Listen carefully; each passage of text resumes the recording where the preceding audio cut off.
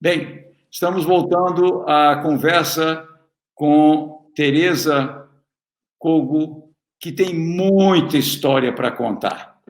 Então, vamos começar o segundo bloco, passando a palavra para a Tereza. Então, Arlindo, eu estava aqui pensando,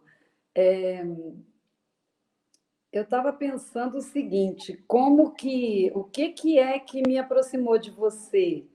Assim, como é que você entrou nessa história da minha vida, né?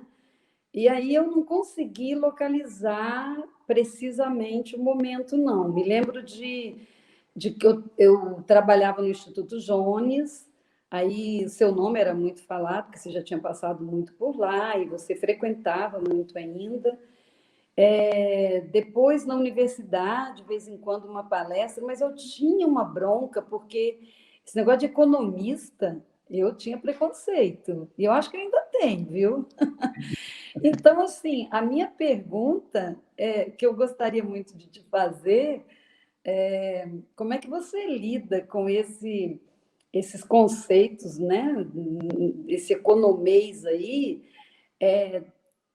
de uma maneira que a gente consegue compreender, que a gente consegue, pelo menos, destrinchar alguns nós, né? Da economia. Isso me marcou ao longo dos meus contatos, onde você palestrava, onde você escrevia. Não era muito difícil entender, mas o meu preconceito continua, né? Eu acho que essa coisa assim é muito longe da realidade. Quem inventou essa teoria, sei lá como é que é esse estudo da economia. E o que eu quero te perguntar é como é que você fez essa transposição, porque eu andei vendo um tal de economia de Clara e Francisco, que você desenvolveu um projeto aí junto à Diocese de Vitória, e eu fiquei encantada, assim, no sentido de perceber que não é um conteúdo tão abstrato e tão complicado, né? Quem complicou essa história? Em função do quê? E como que você conseguiu perceber isso e fazer o contorno desse conceito, desses conceitos, e trazer até nós, simples mortais? Tereza, eu acho o seguinte: primeiro, eu fui fazer o curso de economia porque eu queria ser um comerciante com concurso superior. Eu sou de uma família, do meu lado, Vilas, que é de comerciantes desde que chegaram da Itália. Meu pai, modéstia à parte, era um comerciante bem sucedido. Então, eu não queria fazer agronomia, como era o sonho dele, e também não queria ser militar, que era o sonho da minha mãe. E também não queria ser pastor, que era o sonho de uma tia minha lá de São Domingo. Então, eu fui meio que inspirado por um querido amigo meu de verão em Guarapari, Zé Alfredo da Luz, que hoje mora aqui em Vitória. Ele era do Rio, e o Zé Alfredo era do movimento estudantil, aluno brilhante do São José, e resolveu fazer economia. Eu saí para fazer uma bolsa nos Estados Unidos. Quando eu voltei, eu sabia, não queria ser engenheiro, não queria ser militar. E aí, o que é que sobrava? Não tinha coragem de fazer medicina, porque eu não podia ver sangue, eu desmaiava. Não queria ser advogado, não queria ser professor. E aí, uma das coisas que sobrou, meio inspirado pelo Zé Alfredo, vamos fazer economia.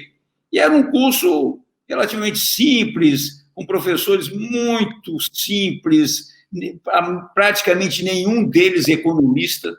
Né? A gente brincava que no primeiro ano os professores eram advogados, no segundo eram promotores, no terceiro eram juízes, no quarto eles eram desembargadores. Né? Mas muitas pessoas fazendo um esforço muito grande para dar um curso superior. E dali eu saí, quer dizer, antes de sair da universidade, eu tive o privilégio de fazer o curso da CEPAL-UILP sobre problemas do desenvolvimento econômico. Eu fiz a 24ª turma, depois esse curso foi também considerado, foi banido pelos militares, porque era coisa de subversivo. Maria da Conceição Tavares, Carlos Lessa, Antônio Castro, era tudo subversivo. Então, dali eu mas sempre muito ligado a essa história de querer. Eu já estava determinado que eu não queria ser comerciante, eu queria estudar mais economia. Tive uma oportunidade maravilhosa, que foi fazer o mestrado fora, e não era o mestrado do meu sonho, exatamente porque era cheio dos modelos, essa coisa toda. E quando eu fui entrevistado para ser selecionado para uma bolsa, que foi essa bolsa que me propiciou fazer o mestrado lá fora, a pergunta da entrevistadora, uma estadunidense chamada Laura, eu não me lembro agora do sobrenome dela, por que é que você quer fazer mestrado e quer fazer economia regional e urbana? E a minha resposta foi muito clara, porque eu quero pensar soluções para o meu estado, que está vivendo uma grande crise econômica, social e política. Estou falando isso de 1970. Então, você estava pronta para vir embora. Então, aquilo tudo me afligia e eu queria. Não encontrei isso, sob hipótese alguma, na Universidade da Califórnia, em Santa Bárbara. Não encontrei. Meu curso de economia, meu mestrado em economia regional e urbana, foi de uma abstração, de uma frustração para mim muito grande. Não sei nem como é que eu consegui terminar aquilo. Mas, no retorno, eu fui tendo muitas oportunidades muito boas. Eu tive um grande mestre de economia capixaba, que foi Lélio Rodrigues, com quem eu trabalhei, ele no Nubanks. Depois eu tive dois grandes mestres na questão urbana e regional, que foram Fayette e Michel Bergman. E você se lembra muito bem de Michel. Então, eu entrei na economia, nessa prática da economia. Primeiro, Lélio Rodrigues era um engenheiro agrônomo, mas, na minha opinião, o melhor economista que o Espírito Santo jamais teve. O Fayette era arquiteto, mas com a sensibilidade para o espaço, com a sensibilidade social. E Michel Bergman eu não preciso apresentar. A combinação de antropologia com sociologia, com teologia, aquela figura humana absolutamente desabrochante. Então, esses foram berços, para mim, berços no sentido de ali eu fui me constituindo enquanto um economista político, e fui me afastando cada vez mais daquilo que a gente chama de economia positiva. Eu preferia muito mais, e prefiro até hoje, eu sou economista político. Por quê? Porque o que me interessa na economia é exatamente entender os processos do progresso econômico e como ele é compartilhado. Porque eu entendo que o progresso econômico é um processo social que nos envolve a todos. Então, eu quero entender o progresso econômico e quero também postular, né, e brigar e defender que o progresso econômico precisa ser muito melhor dividido do que foi até hoje. Então, eu fiquei muito feliz quando você estava citando aquele seu conflito com a maneira como seu pai entendia a parceria, né, a meia, né, você era revoltoso, e eu nunca fui revoltoso, mas eu sempre senti muita solidariedade, né, para aqueles ao qual os frutos do progresso econômico, sejam materiais, sejam tecnológicos, sejam culturais, não cheguem à grande maioria da população do mundo, não cheguem à grande maioria da população brasileira, no Espírito Santo, e mesmo de Vitória. Então, é isso que eu tento militar, e eu tento navegar por este mar, o mar da economia política, e que vai cada vez mais se alimentando de ações, né, como essa que você faz, ações como estamos buscando fazer na economia de Clara e Francisco, e de tantas outras. Então, eu acho que é um pouquinho por aí. Tá? Agora, deixa eu te fazer uma... Pois não. Lindo. Lá no Aribiri, onde eu morei 16 anos, quando eu casei, tinha um senhor chamado seu Manuel Rodrigues. E ele era uma das principais pessoas que falavam na igreja, falavam com naturalidade, com espontaneidade. Aí um dia ele foi numa reunião que você estava. Aí ele falou assim, aquele homem, ele parece um padre, Aí eu falei, mas não é padre, não. Você estava mais arrumadinho, né? A camisa por dentro da calça, essas coisas. Aí ele falou, eu falei, ele é um economista. Ele falou, então ele sabe muito, porque eu nunca estudei, acho que é por isso que eu fiz economia a vida inteira e até hoje eu não tenho a minha casa para morar. Meu pai sempre ensinou que fazendo economia a gente ia progredir na vida. E eu fiz economia a vida inteira, sempre fiz casa para os outros, eu não tenho onde morar.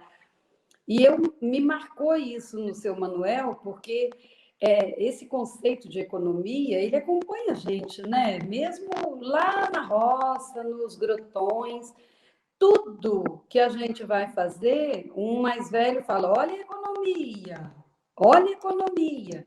Aí, agora, atualmente, são os meus netos, por exemplo. Vovó, a senhora fala tanto essa palavra economia, a gente abre a torneira e você diz, olha a economia.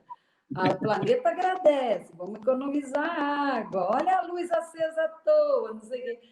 Então, assim, ao mesmo tempo que está impregnado no nosso cotidiano, é algo que parece que foi dominado ou restrito à burguesia no sentido de manter poucos com muito e a maioria com pouco ou sem nada. Então, a implicância com a economia é tipo assim, né? Por que nunca se deu jeito nisso, né? A sociedade caminha um pouquinho nessa coisa de distribuição, mas aí depois dá um para trás, assim. Eu fico muito assim na pele de vocês, como você falando, me chamou a atenção disso. Como que a gente pensa na economia de distribuir, de igualar um pouquinho mais o direito aos bens básicos de vida para a população. É muito complicado. Mas eu acho que o uso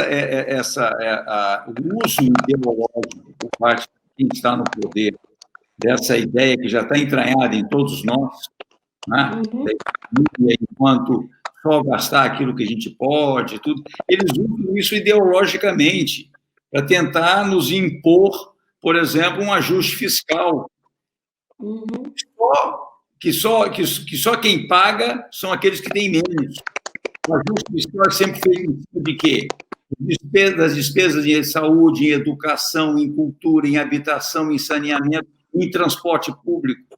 Né? Quando tem que fazer um ajuste na Previdência, quem é que paga o pato? É exatamente o trabalhador ou o assalariado. Né? Quando agora vamos fazer uma reforma trabalhista, quem é que paga o pato? É exatamente o trabalhador de salário mínimo. E aí eu acho isso muito interessante, Tereza. Eu vou até te contar aqui uma historinha, muito dessa linha do seu Manuel Rodrigues, na sua história.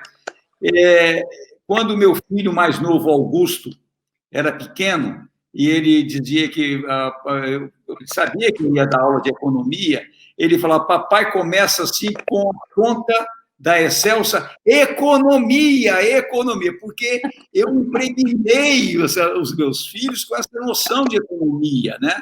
Não pode deixar a luz acesa, não pode deixar... E não pode usar água para além da... Não tem que ficar com a torneira aberta. Então, essas coisas básicas que eu chamo de cuidar da casa. Isso é cuidado com a casa.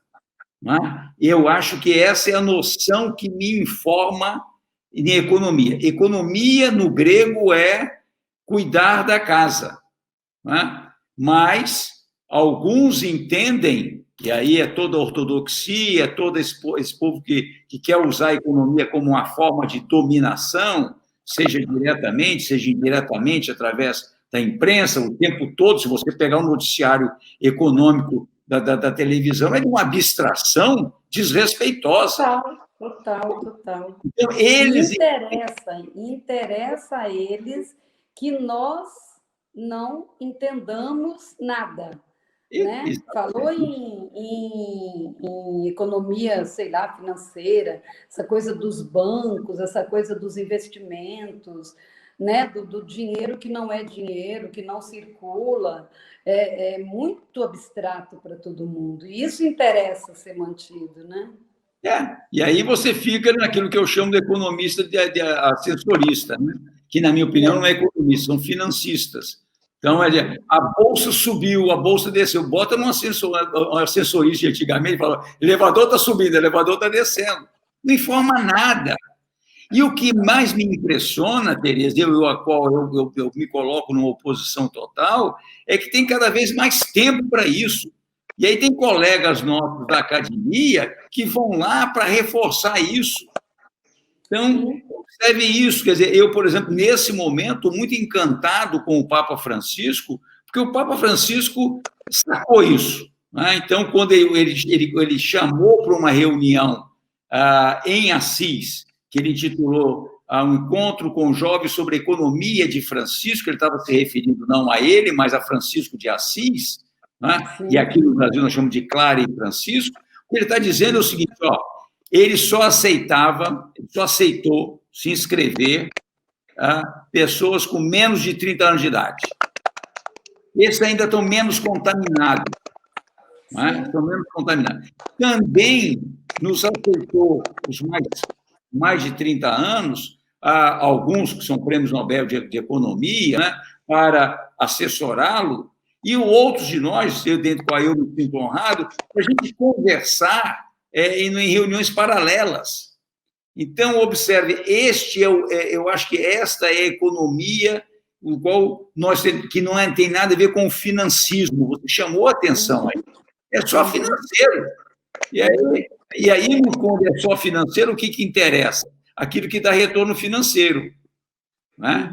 Então, eu sempre brincava muito em sala de aula com os alunos, né? Brincava não, eu buscava ler.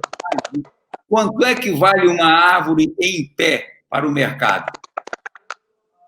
Vale zero.